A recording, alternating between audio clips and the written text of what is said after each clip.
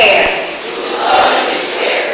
that I will follow the Constitution and bylaws of my organization.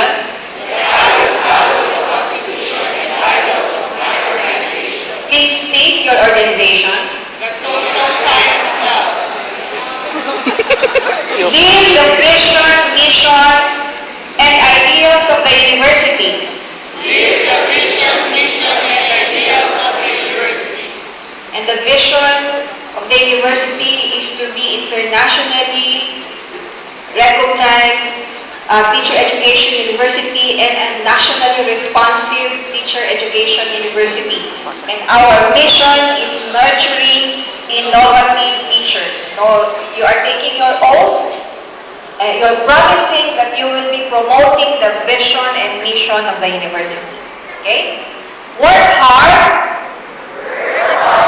to fulfill my duties and responsibilities with dignity as an officer and follower. So help me God.